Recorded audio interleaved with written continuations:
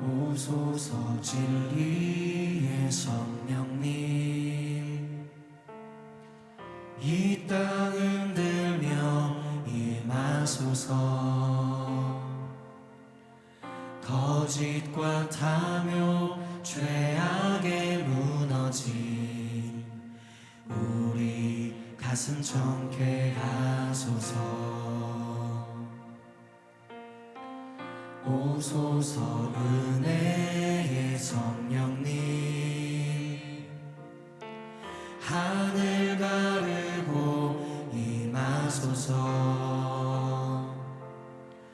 거룩한 불꽃 하늘로서 임하사 타오르게 하소서. 주 영광 위에 부흥의 불길 타오르게 하소서. 진리의 말씀 이 땅 새롭게 하소서. 은혜의 강물 흐르게 하소서. 성령의 바람 이 땅 가득 불어와 흰 옷 입은 주의 순결한 백성, 주의 영광 위에 이제 일어나 열방을 치유하며 행진하는 영광의 그날을 주소서.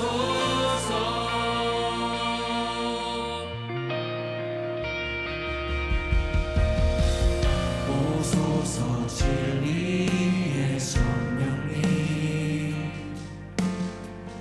이 땅 흔들며 임하소서. 거짓과 탐욕 죄악에 무너진 우리 가슴 정케하소서. 오소서 은혜의 성령님, 하늘 가르고 임하소서. 거룩한 불꽃 하늘로서 임하사 타오르게 하소서. 주 영광 위에 부흥의 불길 타오르게 하소서. 진리의 말씀 이 땅 새롭게 하소서. 은혜의 강물 흐르게 하소서. 성령의 바람 이 땅 가득 불어와 흰 옷 입은 주의 순결한 백성, 주의 영광 위에 이제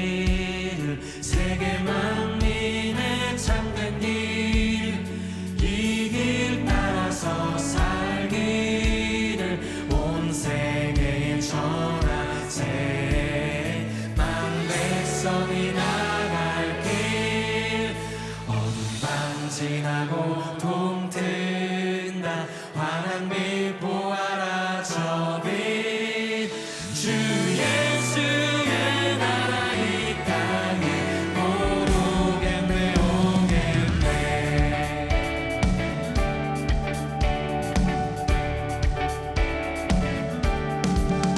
주 예수 따르라 승리의 주 세계 만민이 나가 길과 진리요 참 생명 내 창검을 부수고 다 따르라 왕평화 모든 밤 지나고 동등한 환한 빛 보아라 저 빛 주 예수의 나라 이 땅에 곧 오겠네 오겠네 놀라운 이 소식 알리어라 세계 만민을 구하려 내 주 예수를 보내신 참 사랑의 하나님 만 백성이 따를 빛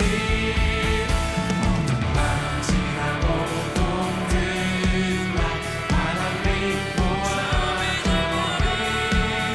주 예수의 나라 이 땅에 곧 오겠네 오겠네 모든 밤 지나고 동등한 환한 빛 보아라 저 빛 주 예수의 나라 이 땅에 곧 오겠네 오겠네 고난길 헤치고 찾아온 길 많은 백성을 구한 길 모두 나와서 믿으면 온 세상이 마침내 이 진리의 살겠네 진리의 살겠네 모든 밤 지나고 동등한 환한 빛 보아라 저 빛 주 예수의 나라 이 땅에 곧 오겠네 오겠네 모든 밤 지나고 동등한 환한 빛 보아라 저 빛 주 예수의 나라 이 땅에 곧 오겠네 오겠네 모든 밤이 지나고 동등한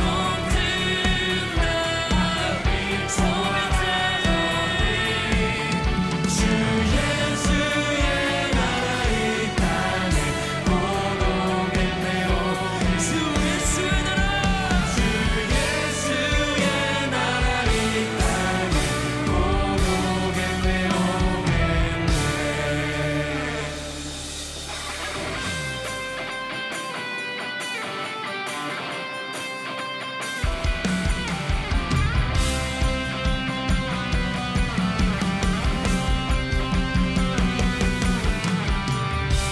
주님의 나라 모든 권세 모든 영광이 주께 있네 하늘과 땅이 주 이름 앞에 경배해 죽음의 권세 이기셨네 모든 영광이 주께 있네 승리하신 예수 능력의 그 이름 만왕의 왕 오늘 주가 노래 영원하신 주 그는 놀라 위대하신 왕 온 땅이 주로 경배해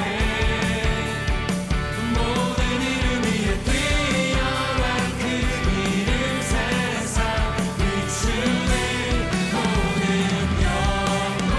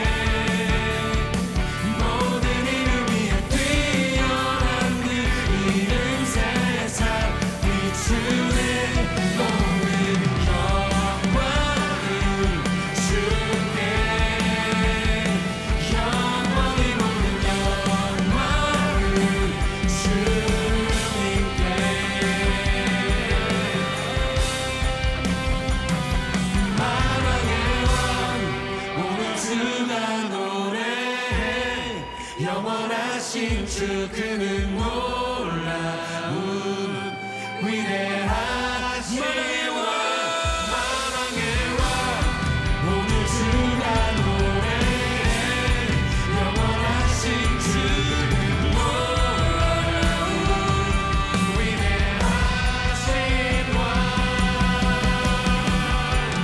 온 땅이 주를 높여 경배해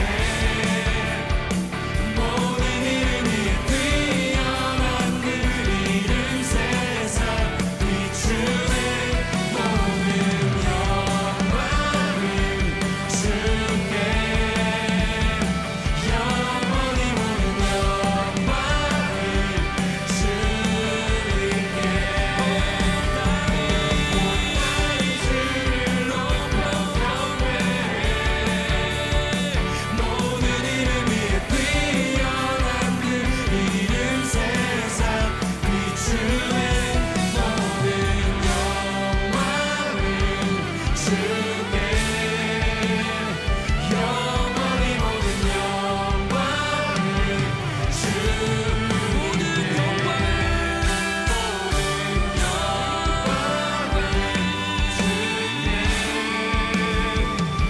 영원히 모든 영광은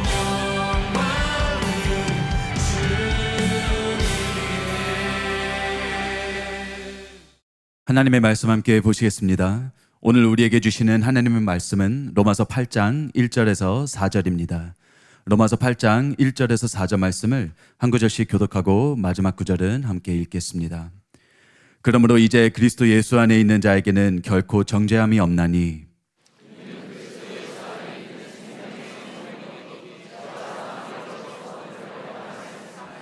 율법이 육신으로 말미암아 연약하여 할 수 없는 그것을 하나님은 하시나니 곧 죄로 말미암아 자기 아들을 죄 있는 육신의 모양으로 보내어 육신의 죄를 정하사. 다 같이 읽겠습니다. 육신을 따르지 않고 그 영을 따라 행하는 우리에게 율법의 요구가 이루어지게 하려 하심이니라. 아멘. 이제 담임 목사님께서 나오셔서 죄를 이기는 비결, 하늘에서 내려온 동아줄 1 이런 제목으로 하나님의 말씀 선포해 주시겠습니다. 예, 오늘은 로마서 8장 1절에서 4절에 있는 말씀을 가지고 죄를 이기는 비결, 이거는 소제목이에요. 죄를 이기는 비결이 아니라 사실은 죄를 이기는 찐 비결 그래야 되는데, 그 다음에 진짜 제목은 하늘에서 내려온 동아줄, 이런 특이한 제목으로 말씀을 전하겠습니다. 여러분도 아시는 것처럼 최근에 제가 한 달 넘게 습관적인 죄를 소재로 해가지고 구원의 커트라인을 심도 깊게 달았습니다.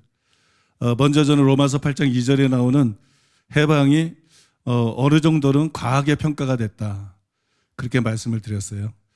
그러면서 해방의 의미를 4가지로 정리해서 여러분들에게 설명해 드렸어요. 첫째, 바울이 말한 해방은 죄의 지배에서 자유케 된 실제적인 해방이다. 둘째, 바울이 말한 해방을 과도하게 생각하는 것은 금물이다. 셋째, 바울이 말한 해방은 성령을 따르고 율법의 요구를 이루는 삶으로 인도한다. 넷째, 해방되었다고 죄에 대한 승리와 순종이 반드시 쉬운 것은 아니다. 저는 여전히 이 설명이 옳다고 생각합니다. 이 설명은 뭐 아무리 생각해봐도 아무런 하자가 없어요. 참고로 이에 대한 자세한 설명은 지금 이제 요약한 문장만 소개를 했는데, 자세한 설명은 킹제임스 성경 팩트 체크 뭐 이런 제목으로 소책자가 곧 출판될 것인데, 거기서 여러분들께서 확인하면 되실 것 같아요. 또 저는 로마서 8장 2절과 4절을 비교하면서 해방되었다고 자동적으로 죄를 이기는 게 아니라, 또 말씀대로 살 수 있는 것이 아니라 반드시 육신이 아니라 성령을 따라서 행해야 된다, 그렇게 말씀을 드렸어요. 그러면서 찰스 피니의 말을 인용했습니다. 우리는 또한 참 그리스도인들의 죄들은 지속적이거나 습관적인 죄가 아니라는 사실을 배운다.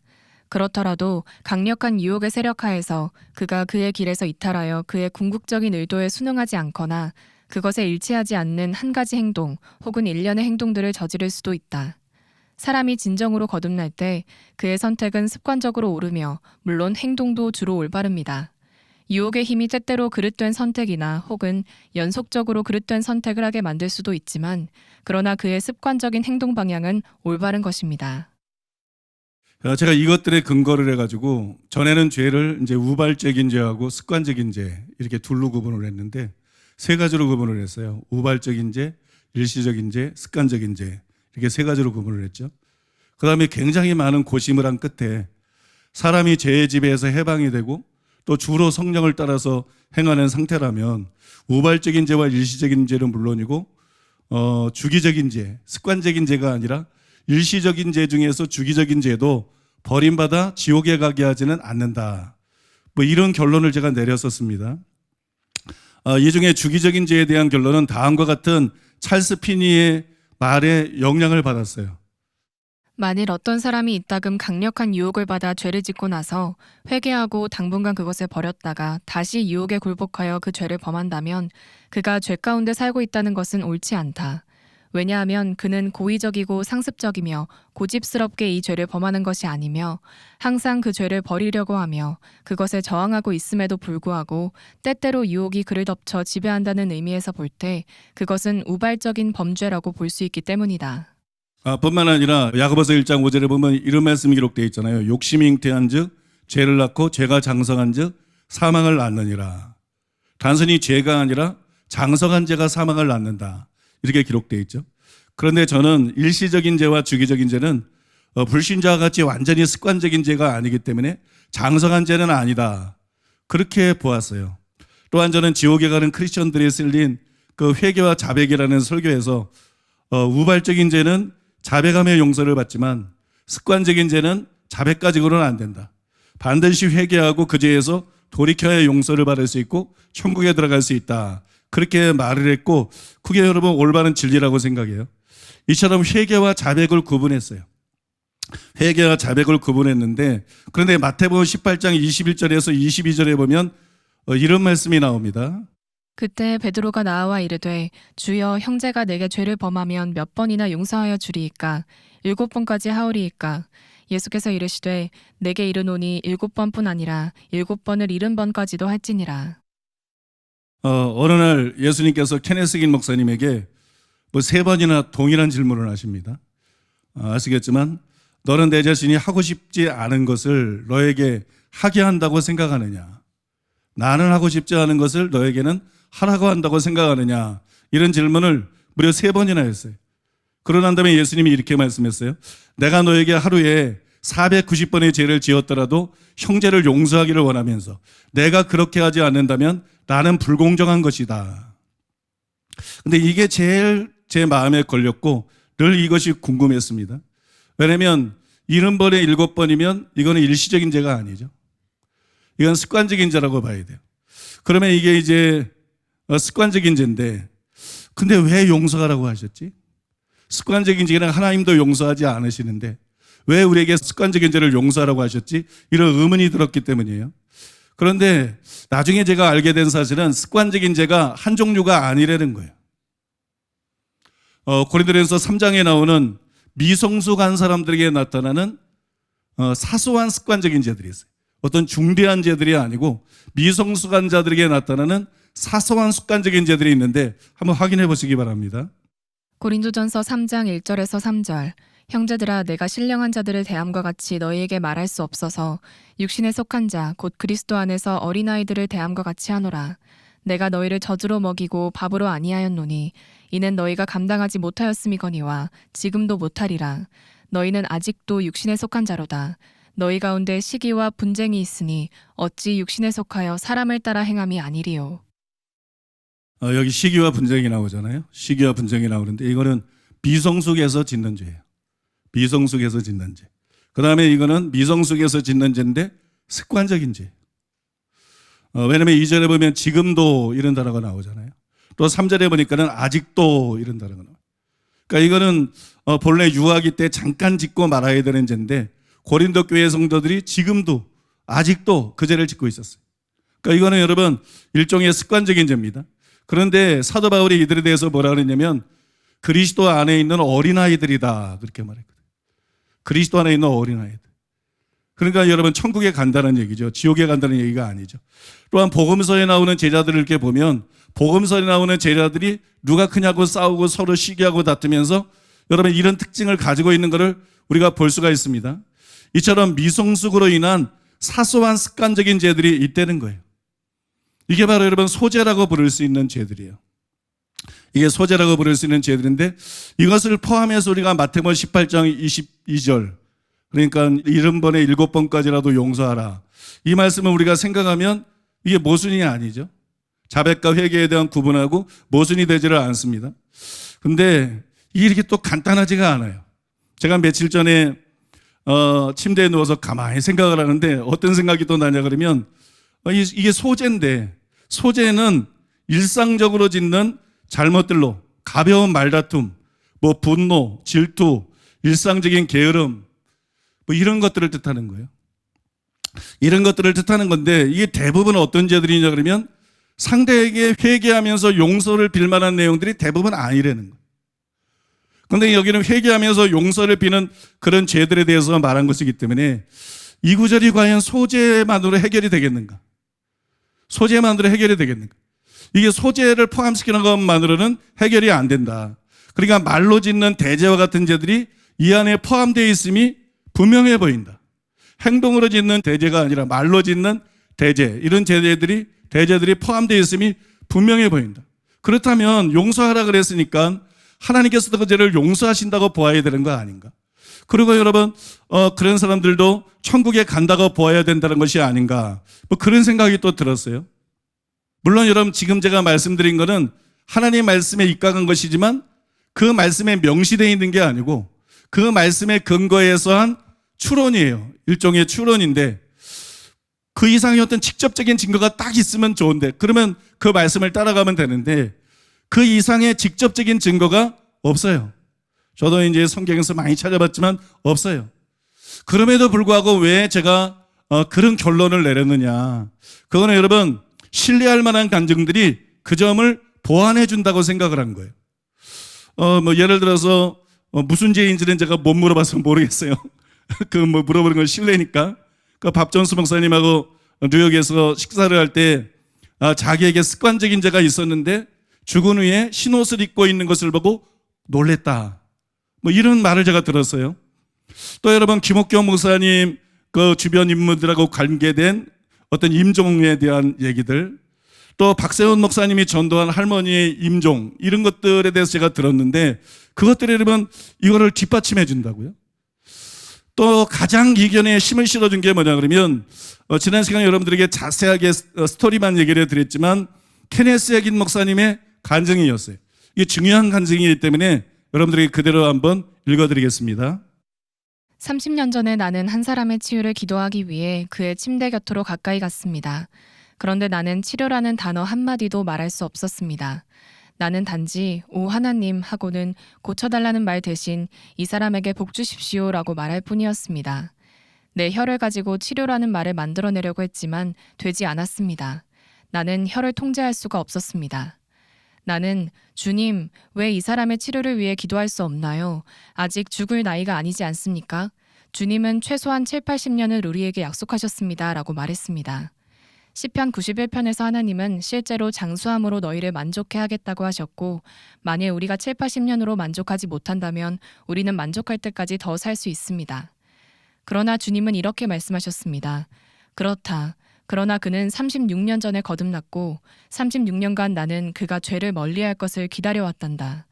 그는 지난 36년 동안에 2주 이상을 바르게 산 적이 없었단다. 그래서 나는 그를 심판하여 그의 육신을 멸망당하지 않도록 사탄에게 넘겨주었고 그의 영은 주 예수의 날에 구원을 받도록 했단다. 이어서 성령님은 내게 너는 그의 치료를 위해 기도할 수는 없지만 이렇게는 할 수 있다. 그에게 손을 얹어 기도하여 성령 충만함을 받음으로 그의 남은 날들이 처음보다 낫도록 하겠다고 말하라라고 말씀하셨습니다. 나는 주님의 말씀대로 그에게 말했습니다. 내가 손을 그의 이마에 얹자마자 그는 방언을 말했습니다. 그리고 그를 떠났는데 한 달 후에 내가 돌아와 보니 그는 죽었습니다. 사람들은 그가 침대에 앉아 밤낮 사흘 동안 방언으로 노래하고 기도한 후 영광스럽게 귀향했다고 말했습니다. 그것이 그를 위한 하나님의 온전한 뜻이었습니다. 지옥에 가는 것보다는 나은 일이지요. 나는 내 차를 타고 고속도로를 달리며 울면서 노래했습니다. 은혜, 은혜, 하나님의 은혜, 우리의 모든 죄보다 크신 하나님의 은혜요. 여러분, 이 간증을 보면 이 간증의 주인공은 거듭난 이후에 36년 동안 2주 동안 바르게 산 적이 없어요. 그럼 이게 무슨 뜻이 되죠? 우발적인 죄도 짓고 일시적인 죄도 짓고 주기적인 죄도 뭐 짓고 살았다는 얘기가 되는 거죠. 그 결과 이에 대한 심판으로 병을 치유받지 못하고 죽었지만 그 영혼은 천국에 갔습니다. 저는 이 간증이 민감하고 결정하기 어려웠던 일시적인 죄 중에 주기적인 죄에 대한 견해를 뒷받침해 준다고 생각했어요. 그래서 그들도 버림받지 않고 천국에 간다고 그렇게 생각했습니다. 그런데 이제 이 말만 들으면 이게 딱 맞는 것 같아요. 그죠? 아무 문제도 없는 것 같고 성경적인 것 같고 이게 딱 맞는 것 같은데 이 한 가지 문제가 뭐냐면요. 이 한 가지 문제가 뭐냐면 이들이 버림받아 지옥에 갈 수도 있다는 가능성을 완전히 배제할 수가 없다는 거예요. 뭐 그 사람은 그랬다 그래도 이런 유형의 사람들이 버림받아 지옥에 갈 수도 있다는 가능성을 완전히 배제할 수가 없다. 성경을 앞만 살펴봐도 그거는 이제 배제할 만한 결정적인 증거가 없다는 것이. 이것이 여러분 이 견해의 아킬레스건이에요. 그래서 여러분 저는 고민하면서 뭐 많은 연구를 했습니다. 동시에 이제 가장 실력 있는 또 인정할 만한 우리 교회 여러 목회자들하고 자주 이 문제로 토론을 벌였어요. 그런데 모두가 들을 때마다 목사님 설명이 목사님 견해가 성경적으로 옳다. 다 동의하는 거예요. 여러분들이 담임 목사님이니까 부목사님들이 다 동의하나 보다. 그거 아니에요. 그게 아니고 생각이 다른 사람들도 있었어요. 그래서 저는 그렇게 생각하지 않는데요. 뭐 이거는 어떻게 된 겁니까? 그리고 이제 반론들을 말해요. 그러면 제가 반론들을 전부 설명해 줍니다. 그러면 설명을 듣고 난 다음에 그렇다면 이것이 옳습니다. 그래서 여러분 전부 100% 동의를 하고 또 동의되는 것뿐만 아니라 마음의 공명이 되느냐, 영의 공명이 되느냐, 우리 지성을 못 믿겠다. 그러니까 영의 공명이 되느냐 그럴 때 전부 다 공명이 된다고 이구동성으로 말했단 말이에요. 그래서 제가 이제 그렇게 설교를 한 것인데, 그런데 희한한 게 뭐냐면은 다른 목회자들은 다 공명이 된다 그러는데 저는 강대성에서 설교할 때 2번씩이나 영의 경고성 부자 같은 것이 강하게 울리는 걸 경험했어요. 그 영의 경고성 부저 같은 게 막 울리면 정신이 없어. 굉장히 당황스러워. 말을 지속할 수가 없어. 말을 계속 하길 할 수가 없어요. 그런 이제 경고성 부저 같은 게 울리는 걸 경험을 했어요. 얼마나 당황스럽고 얼마나 당혹스러운지 몰라요. 그래서 설교 도중에 제 얼굴이 새빨개졌어요. 홍다무처럼 새빨개졌어요.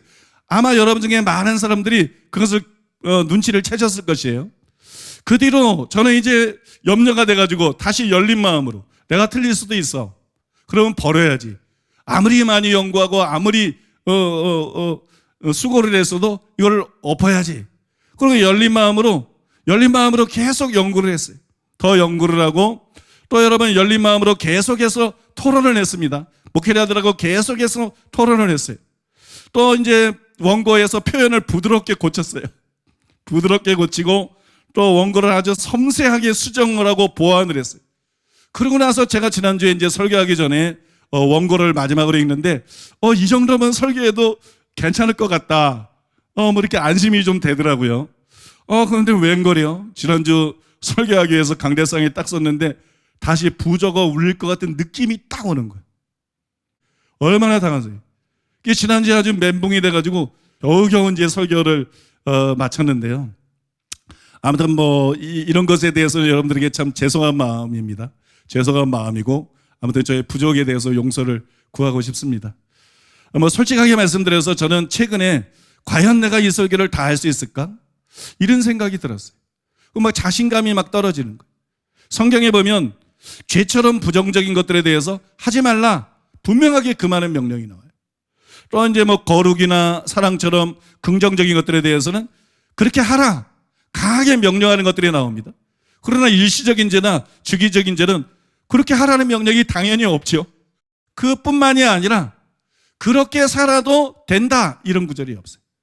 그렇게 살아도 천국에 간다 이런 명확한 구절이 성경에 없다는 거예요. 때문에 저는 일시적인 죄와 주기적인 죄에 대한 나의 새로운 견해가 과연 성경적인 것인가 깊이 고민하지 않을 수가 없었어요. 그렇게 깊이 고민하면서 자꾸 이제 자신감이 떨어지는 거예요. 자고로 설교자는 성경이 계시하는 것을 가르쳐야 돼요. 그런데 이 주제는 성경이 침묵하고 있고 정확하게 계시하려는 내용이 아니다. 계시하려는 내용이 아니다. 막 그런 생각이 드는 거예요. 만약에 그랬다면 예수님이 그거를 분명하게 말씀하지 않았을까? 아니면 다른 사도들이 그걸 분명하게 말씀하지 않았을까? 근데 내가 아무리 찾아도 그런 결정적인 단서는 추론은 가능하지만 결정적인 단서를 발견할 수 없지 않았는가? 그런데 과연 내가 이런 주제를 몇 달을 설교를 해야 되는데 몇 달씩이나 성도님들 앞에서 담대하게 설교할 수 있을까? 이런 생각이 들고 너무 부담이 되는 거예요. 너무 부담이 되고 또 자신이 없었어요. 또한 아무리 많이 연구하고 토론을 했어도 연구도 많이 했어요. 토론도 많이 했어요. 내가 성경적인 것이 아니라면 당장 포기할 것이기 때문에 성령께서 인도해달라고 올바로 진리로 분별하고 인도해달라고 기도도 나름 열심히 했어요. 아무리 그래서도 사람은 불완전해요. 사람은 불완전합니다. 그러나 성령님은 전지하세요. 그리고 성령님은 완전하세요. 그런데 지난주 설교할 때도 부조가 울릴 것 같은 느낌이 들어서 이거는 성령께로부터 오는 사인이 분명하구나. 성령께서 어떤 이 메시지의 어떤 부분에 대해서 경고하고 있는 것이 분명하구나. 그렇게 인정할 수밖에 없었습니다. 그래서 저는 장시간 제가 연구를 했고 정말 고생 많이 했어요. 장시간 연구를 하고 또 많은 목회자들과 토론을 하고 준비하고 또 이미 작성해놓은 설교 원고가 80페이지가 넘어요. 녹음해놓은 것만 해도 A4는 90페이지가 넘어요. 이걸 이제 다 엎어야 돼. 그런 것들이 있지만 이 설교는 여기서 접어야 된다. 이 시리즈 설교는 여기서 이제 엎어야 된다. 이제 그렇게 결론을 내렸습니다. 다만 킹제임스 성경의 실체에 대한 거하고 대자와 소재의 구분같이 문제가 전혀 없는 내용들, 이거는 너무 아깝다. 그래서 소책자로 이거를 출판을 해야 되겠다는 생각이 들었어요. 그래서 지난주에 이미 원고를 다 다듬어서 출판사로 넘겼기 때문에 이 두 가지는 소책자로 조만간 출판이 되게 될 것입니다. 한편 이게 한 달 이상 제가 이 설교를 했는데, 이 한 달 이상 이 주제를 다뤘는데 비록 제가 이 주제에 대해서 다 알지는 못해요. 여전히 의문들이 있어요. 다 알지는 못해요. 그래도 정리는 하고 넘어가야 될 것 같습니다. 제가 보기에는 앞에서 언급한 밥존스 목사님의 사후체험 간증을 비롯해서 여러 간증들, 특히 케네스 해긴 목사님의 간증에 근거할 때 일시적인 죄 혹은 주기적인 죄를 짓는 사람들 중에도 천국에 가는 사람이 있기는 한 것 같아요. 전혀 없는 것 같지는 않아요. 그렇지 않으면 이런 간증들이 가능할까, 그런 생각이 듭니다. 또 우리 교회 목회자들이 그렇게 하다 동의를 했을까, 그런 생각도 듭니다. 그러나 설사 그렇다 해도 우리는 모르지만, 저는 모르고 우리는 모르지만 하나님께서 보실 때 각자의 상황이 다를 수가 있다. 각자의 상황이 다를 수 있다. 또 각자의 마음 상태가 다를 수 있다. 또 각자의 죄의 종류가 다를 수가 있고, 또 각자의 죄의 깊이가 다를 수가 있죠. 그죠? 각자의 죄의 깊이가 다를 수가 있어요. 그래서 결과가 다를 수 있다는 거예요. 우리가 볼 때는 똑같은 죄들 같지만 결과가 다를 수가 있다는 거예요. 그러므로 그들이 다 천국에 가는 것은 아닌 것 같아요. 천국 가는 사람도 있을 수 있지만 지옥 가는 사람들이 많이 있는 것 같습니다. 그래서 하나님께서 그런 죄가 있어도 버림받아 지옥에 가는 것은 아니다, 이렇게 단정 짓는 것을 원치 않는다는 생각이 강하게 들었어요. 하나님이 이렇게 단정 짓는 것을 원치 않는구나. 하나님이 이렇게 단정 지어서 갈아치는 걸 원치 않는구나. 성도들이 잘못 생각할 수 있기 때문에, 악용할 수 있기 때문에, 오해하거나 착각할 수 있기 때문에, 그래서 그거를 원치 않는구나, 그런 생각이 들었어요. 실제로 제가 일시적인 죄를 지어도 지옥에 가지 않는다, 혹은 일시적인 죄 중에 주기적인 죄를 지어도 버림받아 지옥에 가지 않고 천국에 간다, 이렇게 말할 때 부자가 강하게 제 영혼 속에서 울렸어요. 그러므로 저는 그들이 모두 천국에 가는 것이 아니기 때문에 그들이 버림받아 지옥에 가지 않고 천국에 간다고 단정하는 것을 하나님께서 원치 않으신다, 하나님께서 그것을 싫어하신다, 이렇게 생각을 합니다. 이것이 제가 솔직하게 이 주제에 대해서 내린 결론이에요. 이 결론의 근거에서 저는 여러분에게 이렇게 권면해야 될 필요를 느낍니다. 만약 여러분이 참으로 하나님의 말씀대로 살고자 기도하고 죄와 싸우고 노력하는데도 여전히 일시적인 죄나 주기적인 죄가 남아있다면 그것 때문에 절망하지는 말라는 거예요. 그것 때문에 포기하지도 말라는 거예요.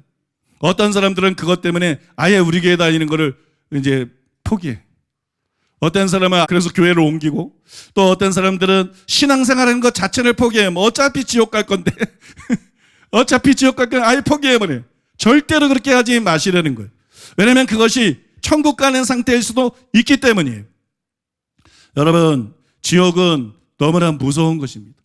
지옥은 여러분 그렇게 쉽게 포기하고 갈 만한 것이 아니에요. 사람이 견딜 수 없는 것입니다. 감당할 수 없는 것입니다. 여러분, 한 번 가면 다시는 빠져나올 수가 없는 것입니다. 그래서 여러분, 희망의 끈을 놓지 말고 계속 신앙생활하고 정진하라는 말씀을 먼저 드리고 싶습니다. 동시에 그것이 천국에 가는 상태라고 확신하지도 말라는 것이에요. 왜냐하면 결정적인 증거가 없기 때문에 그렇게 확신하지 말라는 거예요. 그러므로 하나님을 두려워하는 마음을 가지고 그 상태에서 머무르지 말고 변화되기 위해서 최선을 다하시라는 것입니다. 이것이 여러분, 제가 여러분에게 드릴 수 있는 최선의 권면이 될 것 같습니다. 한편 이제 다시 뭐가 중요했어요? 전처럼 죄와 싸워서 이기는 것이 굉장히 중요해졌어요. 동시에 실제로 죄를 이길 수 있는 비결을 아는 것이 굉장히 중요해졌습니다. 그래서 저는 여러분들에게 죄를 이길 수 있는 비결, 그것도 찐 비결을 오늘부터 한 몇 시간에 걸쳐서 죄를 이길 수 있는 찐 비결, 진짜 비결에 대해서 여러분들에게 자세히 설명해 드리기를 원합니다. 제가 이 설교를 하게 된 동기가 있어요. 이 설교를 이렇게 앞에 한 설교들을 이제 좀 정리를 하고, 그 다음에 이제 이 설교를 전환하는 이유가 있는데요. 지난주 화요일 날 제가 강원도 춘천에 있는 춘천 호수에 갔어요. 가보신 분 있습니까? 아무튼 춘천 호수에를 갔는데, 그날 목적지에 도착해서 이제 호수 둘레길을 걸으면서 운동하려고 차에서 내리기 직전이었어요. 갑자기 앞에서 설명해드린 한 단 넘게 설교한 것에 대한 정리가 머릿속에서 되는 거예요.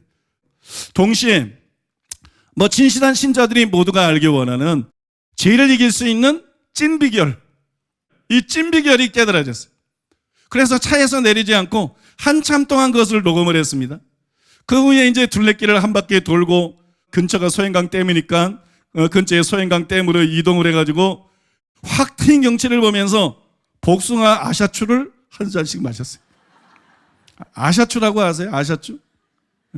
지난 휴가 때 제가 처음 먹어봤는데 복숭아 아샤추를 한 잔씩 마셔요. 왜냐면 새 목사님이 가는데 이동기 목사님은 아샤추가 뭔지를 몰라. 여기도 그런 분들이 많이 있을 거예요. 아샤추가 뭔지를 몰라요. 나머지 두 목사님은 이름만 알아. 부인들만 먹어봤지 자기들은 못 먹어봤대. 그래서 부인들한테 이름을 듣기만 했대. 그래 불쌍해서 거기 가가지고 복숭아 아샤추를 한 잔씩 다 사줬어요. 그러고 난 다음에 춘천까지 왔는데 닭갈비를 안 사주면 담임 목사 보고 쪼잔하다고 그럴 것 같아가지고 춘천 닭갈비, 숯불 닭갈비로 가가지고 저녁 식사를 하고 수양관으로 돌아왔어요. 근데 수양관에 도착하기 직전에 다시 죄를 이길 수 있는 성경적이고 실제적인 비결이 여러분 아까 깨달아진 것보다 더 구체적으로 깨달아졌어요. 그래서 제가 차를 멈추고 한참 동안 그것을 녹음을 했습니다. 그런데 그 내용이 굉장히 보배로운 거예요. 그 내용이 굉장히 실제적이고 그 내용이 굉장히 보배로워요. 그래서 제가 그걸 깨닫고 나서 합리화할 생각은 없지만 지난 한 달간의 설교가 의미가 없는 것이 아니라 이 중요한 설교를 낳기 위한 산것 같다. 그런 생각까지 들더라고요. 그게 전부는 물론 아닙니다만 그런 생각까지 들 정도로 그 설교가 참 가치 있고 굉장히 중요하게 여겨졌어요. 얼마 전에 저는 오늘 접은 시리즈 설교를 하면서 여러분들에게 이렇게 말을 했는데 아마 여러분들이 기억하실 거예요. 완전 성화가 된 사람이 아닌 이상 바울도 자기 몸을 쳐서 복종시킨 것처럼 늘 내적 투쟁이 있기 때문에 죄를 온전히 이길 수 있는 비결을 알기 원합니다. 저도 그 정확한 비결을 수십 년간 찾았습니다. 그러면서 그동안 이에 관한 많은 책들을 썼습니다. 지옥에 가는 크리스천들에 나오는 예수님이라는 설교를 비롯해서 케네스 에긴 목사님이 고백이 비결이라고 해서 고백에 대한 소책자도 만들고 청년이 무엇으로 그 행실을 깨끗하게 하리이까 라는 책도 쓰고 에베소서 6장 12절에 대해 핵임 목사님이 받은 계시에 근거해서 종교개혁보다 나를 개혁하는 것이 더 중요하다는 책도 썼습니다. 또 다이아몬드 같은 진리에서는 아브라함이 죽은 자를 살린 것을 믿는 것처럼 성령님께 우리의 죽을 영을 살리시고 새 생명 가운데 행하게 할 능력이 있다는 것을 확실히 믿고 의지해야 된다고 했습니다. 또한 가장 최근에는 영과 혼에 대한 설교를 하면서 말씀이 우리를 거룩하게 하므로 좌우에 날이 선 검과 같은 설교를 열심히 듣는 것이 비결이라고 하였습니다. 물론 이 안에도 죄를 이길 수 있는 비결이 들어 있습니다.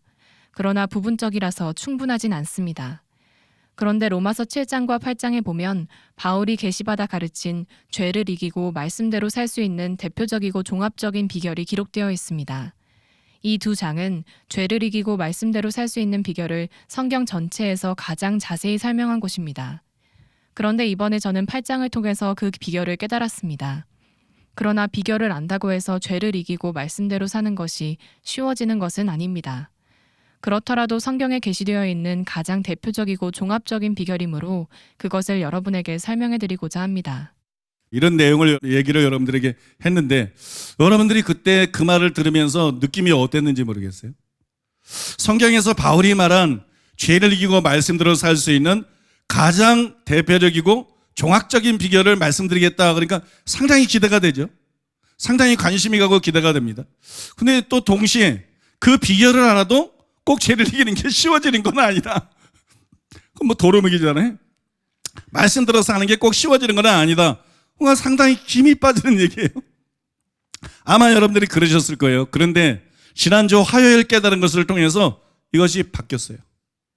이것이 바뀌었는데 그 깨달음이 더해짐으로써 단지 성경이 말하는 정확한 비결일 뿐만 아니라 실제로 그렇게 하면 누구나 변화될 수 있는, 실제로 그 지침을 따라서 행하면 누구나 변화될 수 있는 그런 비결로 이게 전환이 됐어요. 바뀌어버렸어요. 그래서 이 설교가 내가 예상한 것보다 훨씬 중요한 설교가 되어버렸습니다. 그래서 여러분들이 이 설교를 기대하셔도 좋을 것 같고요. 그러면 지금부터 설명을 시작해 보겠습니다. 과연 어떻게 해야 능히 죄를 이기고 말씀대로 살 수가 있을까요? 또는 과연 어떻게 해야 자기가 원하는 만큼 충분한 수준으로 말씀대로 살 수가 있을까요? 저는 그것을 성도들에게 정확하게 알려주려면, 이해를 시키려면 이전과 다른 섬세한 구분, 그 다음에 섬세한 설명이 필요하다고 생각해요. 성경은 진리예요. 근데 왜 안 됐을까? 그 설명이 좀 부족하다. 그래서 더 정확한 구분과 더 정확한 설명이 필요하다고 생각합니다. 로마서 8장 2절에서 바울은 생명의 성령의 법이 죄와 사망의 법에서 너희를 해방했다고 말했어요. 또 에스겔은 이렇게 예언했습니다. 여러분 잘 아는 예언이죠. 또 내 영을 너희 속에 두어 너희로 내 율례를 행하게 하리니 너희가 내 규례를 지켜 행할지라, 이렇게 예언을 했어요. 그러므로 죄를 이기고 의롭게 살려면 반드시 성령님이 도와주셔야 돼요. 반드시 성령의 역사, 성령의 도움이 필요합니다. 이거는 여러분 틀림없는 사실이죠. 그런데 8장 4절에 보면 육신을 따르지 않고 성령을 따르는 우리에게 율법의 요구가 이루어진다고 했어요. 그러므로 실제로 그 일을 행해야 되는 건 누구냐? 우리라는 거예요. 실제로 그 일을 행해야 되는 게 누구라고요? 우리. 성령님은 불가능한 걸 가능하도록 도와주시고 그 도움을 힘입어서 실제로 그 일을 행해야 되는 게 누구냐? 바로 우리예요. 그래서 바울이 갈라디아서 5장 16절에서 이렇게 말했습니다. 내가 이르노니 너희는 성령을 따라 행하라. 그리하면 육체의 욕심을 이루지 아니하리라. 어떻게 하면 육체의 욕심을 이루는 죄를 짓지 않고 성령의 열매를 맺을 수 있을까? 율법의 요구를 이루는 하나님의 말씀대로 살 수가 있을까? 너희가 해라는 거예요. 성령을 따라서 행하라는 거예요. 너희가 성령을 따라 행하라는 거예요. 성령을 따라, 이 말이 바로 성령의 도우심을 내포하고 있는 거예요. 성령의 도우심을 의지해서 너희가 행하라는 거예요. 이와 같이 성령의 도움을 의지해야 하지만 결국 의를 행해야 되는 것은 우리예요. 그래서 우리의 의지가 굉장히 중요하다는 거예요. 따라서 우리는 반드시 나는 죄를 이기고 말씀대로 살 거야, 이렇게 결단을 해야 돼. 많은 사람들이 성령을 구해요. 은사가 임해요. 근데 불법을 해가는 데서 버림받아. 선지자 노릇하고 귀신 쫓고 많은 건데 왜 그래요? 초점이 잘못됐어. 성령을 받았다가 무조건 되는 게 아니라 우리가 의지적으로 거기에 초점을 맞추고 결단을 해야 돼요. 원하는 게 다르다는 거예요. 그래서 여러분, 죄를 이기고 말씀대로 살 거야. 여러분, 진지하게 결단하고 실제로 삶 속에서 그렇게 행해야 죄를 이길 수 있는 것이죠. 여러분, 이게 여러분들이 다 알고 있는 기본적인 내용을 간단히 이제 설명을 한 건데요. 성령의 도우심과 사람의 의지적인 노력, 이 두 가지가 하나가 돼야 죄를 이기고 하나님 말씀대로 살 수가 있습니다. 이걸 여러분도 알고 설교자들도 뭐 칼빈에게 속은 이상한 사람들 외에는 일반적인 설교자들은, 심지어는 칼빈주의자도 거의 대다수가 이 사실이 성경에 나왔기 때문에 인정하고 이거를 알아요. 이걸 압니다, 설교자들이. 그래서 설교에 기이한 현상이 나타나는데, 그게 뭐냐면 돌고 도는 순환 논법 같은 것이 나타난대요. 돌고 도는 순환 논법 같은 것이 설교에 나타납니다. 설교자들이 죄를 이기고 말씀대로 살 수 있는 비결을 가르칠 때 어느 날은 이거를 간증해, 어느 날은 저거를 간증해, 어느 날은 이거를 강조하고 어느 날은 저거를 강조해요. 즉 어느 날은 죄를 이기고 말씀대로 살지 못하는 것은 성령을 의지하지 않았기 때문이야. 성령을 의지하면 말씀대로 살 수 있어. 그러므로 성령을 믿고 의지해라, 그러면 된다, 강력하게 설교합니다. 또 어느 날은 죄를 이기고 말씀대로 살지 못하는 것은 우리가 결단하고 순종하지 않았기 때문이야. 성령님이 도와주셔도 우리가 결단하고 순종해야 돼. 우리의 의지가 중요해. 그러므로 결단하고 죄를 버리고 순종하라, 이렇게 여러분 외쳐요.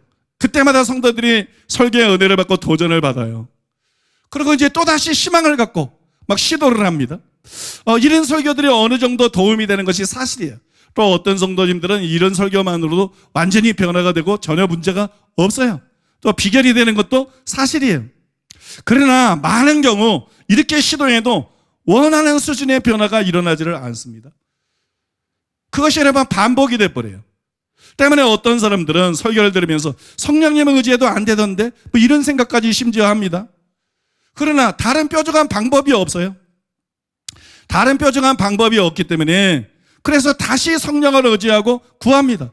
하지만 역시 원하는 만큼의 변화가 일어나지를 않아요. 또 같은 사람이 사람의 의지가 중요하다, 이런 설교를 듣고 이번에도 나도 그렇게 해봤지만 안 되던데 뭐 이런 생각을 하는 사람들도 있어요. 그러나 역시 뭐 다른 뾰족한 방법이 없어요. 원하는데 방법을, 그 이상의 방법을 몰라. 여기 이상 더 나아간 방법을 아는 게 다른 뾰족한 방법이 없어요. 그래서 다시 또 결단하고 노력합니다. 하지만 이번에도 원하는 만큼의 변화가 일어나지를 않습니다. 이것이 많은 성도들의 삶 속에서 되풀이된다는 거예요. 정답인데 정답이 아니라는 거예요. 답인데 답이 되지 않는다는 거예요. 여러분, 이것이 많은 사람들이 가지고 있는 문제 아닙니까? 죄와 싸우고 죄 문제 때문에 고민하고 일시적인 죄나 어떤 주기적인 때문에 고민하는 많은 성도들이 아마 이 말에 깊이 공감하실 거라고 생각해요. 이게 많은 성도들이 가지고 있는 어떤 고질적인 문제예요. 고질적인 문제.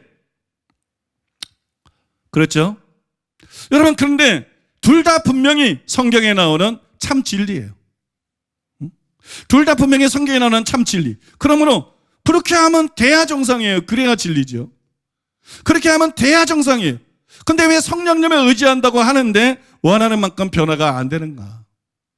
또 왜 결단하고 말씀대로 살려고 노력을 하는데 원하는 만큼의 변화가 여러분 되는 사람도 있지만 또 많은 성도들에게 그것이 안 되는가?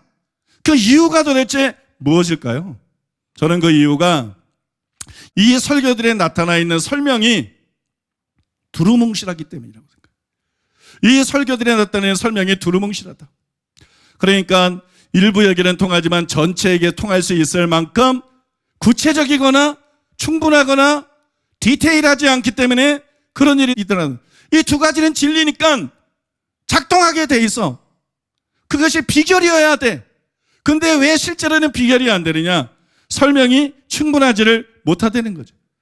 어떤 사람에게는 그것이 충분한 설명이 될 수 있지만 많은 사람들이 다 이 상황이 다르기 때문에, 상태가 다르기 때문에 많은 사람들에게는 이것이 여러분 충분한 설명이 되지를 못한다는 것이에요. 그러므로 이 주제의 설교들이 성도들의 일부가 아니라 성도들의 일부. 거의 모두에게 효과적이 되려면 설명이 더 구체적이 되어야 된다. 더 디테일한 설명이 필요하다는 것이. 그런데 저는 하나님의 은혜로 제가 그날 그것을 깨달았다고 생각합니다. 하나님의 은혜로 제가 그것을 깨달았다고 생각해요. 그날 이제 그걸 설교할 때 같이 있었던 목사님들이 전부 그를 깊이 느꼈어요. 그리고 감격하고 동의했어요. 어떻습니까? 잠이 확 달아나죠. 잠이 확 달아나고 그 다음에 갑자기 귀가 솔깃해지고, 그죠? 집중되죠. 네? 그래서 그것을 4가지로 정리해서 여러분들에게 설명해 드릴 텐데 다음 시간에 다음 시간만 딱 들어도 여러분 삶에 획기적인 변화가 일어날 것입니다. 여러분 삶에 획기적인 변화가 일어나고 돌파가 일어나게 될 줄로 믿습니다. 그건 이제 이 설교 끝날 때까지 듣고 그대로 하면 다 변화됩니다. 다 변화됩니다. 다 변화됩니다. 다 돌파됩니다. 믿습니까?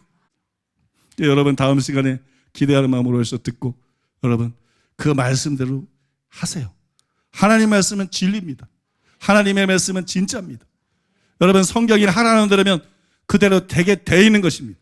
근데 우리가 성경이 하라는 대로 한다고 생각했는데 못된 것은 그 말씀을 깊이 이해하지를 못한 것입니다. 그 말씀을 충분히 이해하지를 못한 것입니다. 그래서 우리가 그 말씀을 충분히 우리 삶 속에 적용하고 따르지를 못한 것입니다. 그러나 여러분들이 충분한 설명을 듣고 그대로 하면 반드시 죄를 이기게 될 줄로 믿습니다. 반드시 거룩한 사람이 될 줄로 믿습니다. 반드시 사랑이 충만하게 될 줄로 믿습니다. 반드시 주님을 닮게 될 줄로 믿습니다.